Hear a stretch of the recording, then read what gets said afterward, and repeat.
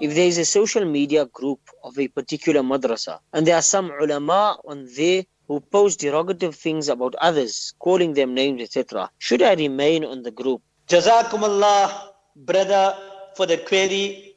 I'm not sure whether the questioner is the alim, whether mufti, whoever he is. Jazakumullah for the very relevant query. The most important thing in our lives is our iman and our spirituality. Safeguard our iman and safeguard our spirituality. Social media groups, they have good in them and they also have evil in them. The good of social media is good and the evil of social media is evil.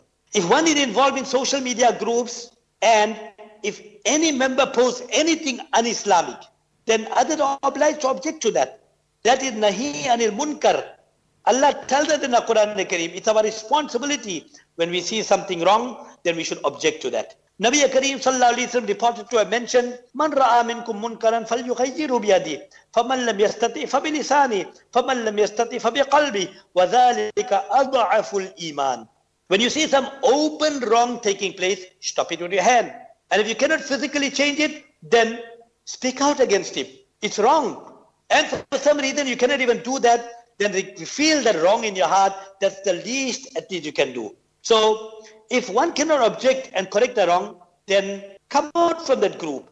Now, first you advise the people, correct them, and if they don't heed to the advice, especially you get some social media groups where they're calling names to people, names to fellow ulama. Some of them are changing the names of certain ulama, calling them munafiqeen. And some of these people are associated to some madrasas and institutes and darul uloom. That is the most unfortunate part.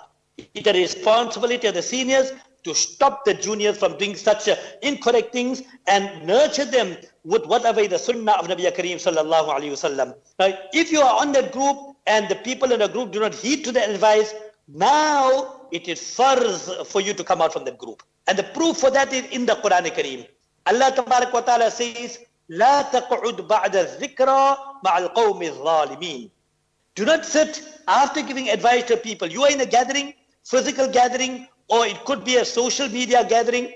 If you are in such a gathering, people are doing wrong, it is your responsibility to stop them from doing the wrong. They committed ghibat, gossiping, disgrading, humiliating. Who doesn't know that this is against the sunnah? Nabi Kareem Sallallahu never conducted himself like that, and neither did Nabi Sallallahu permit us to conduct ourselves like that as well. So if after you advise the people and they do not stop, you need to get out of that gathering. So if it's a physical gathering, you come out. If you're in a social media group, it's first for you now to come out from that. So unfortunately, some groups are formed to make islah, to correct people, but they themselves call fasad. They themselves cause corruption in the name of Islam.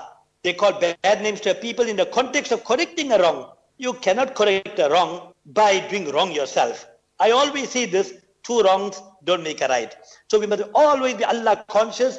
The least we can do, never hurt a fellow human being. Nabi Kareem Sallallahu is reported to mention, "Man salima al-muslimuna bil lisanihi wa yadihi." Make sure with your hand in your mouth, you don't cause taklif and inconvenience to a fellow human being. And if you need to correct someone, do it with respect, dignity, honor, and decorum. Q&A on CII with Mufti Ebrahim Desai, Wednesday 6:30 to 8:30 p.m.